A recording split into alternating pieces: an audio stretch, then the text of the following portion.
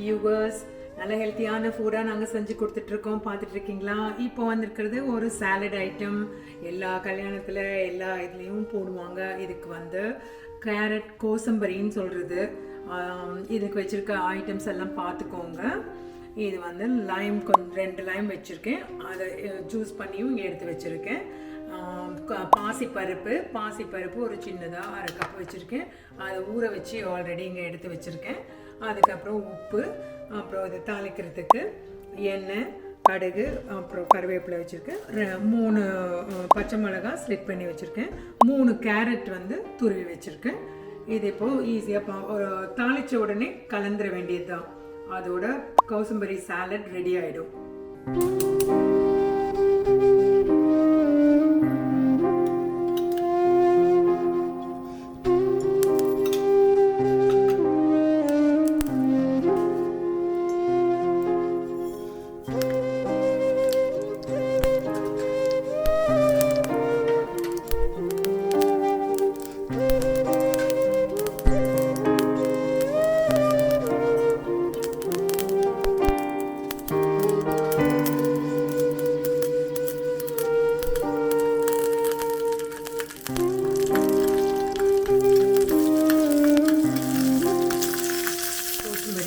பச்சை மிளகாவை முதல்ல நல்லா கடுகு வைக்கும்போதே தாளிச்சிட்டோம்னா அதோட காரம் கொஞ்சம் ஏறாது. அதனால் முதல்ல பச்சை மிளகாவை போட்டுட்டு பாருங்கள். இந்த மாதிரி ஆற வரைக்கும் நல்லா எண்ணெயில் வறுப்பட்டோம்னா அது போட்டுக்கணும். அதுக்கப்புறம் கருவேப்பிலை போட்டு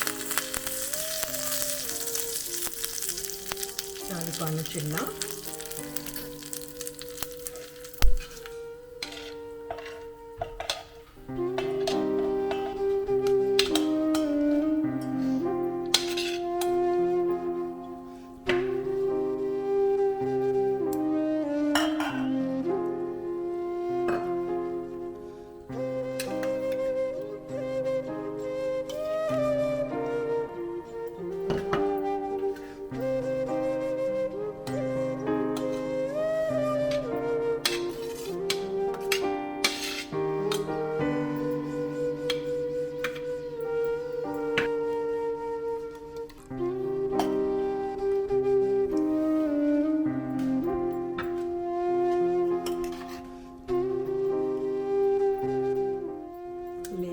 போட்டேன், ஏன்னா கொஞ்சம் கலக்கிறதுக்கு ஈஸியாக இருக்கணும். துளியோடு உப்பு போட்டால் போதும். இது உப்பே தேவையில்லை, ஏன்னா லைம் வந்து நல்ல ஒரு டேஸ்ட்டை கொடுக்கும். இது சாலட், ஹெல்த்தியான சாலட். ஒரு பிஞ்ச் உப்பு போட்டால் போதும். இப்போ எல்லா லைமும் போட்டுட்டேன். லைம் ஜூஸை கலந்துக்கலாம். ஹெல்த்தியான மூங் தால், கேரட், கோசம்பரி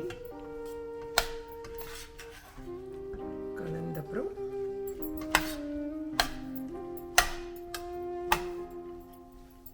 இது ஸ்நாக்காக ஒரு சாலடாக சாப்பிட்டுக்கலாம். இல்லைன்னா எந்த பிரியாணியோ இல்லை எந்த சாதம் வச்சாலும், மாங்காய் சாதம், கலந்த சாதங்கள் கூட ஒரு சாலடாக வச்சுக்கலாம்.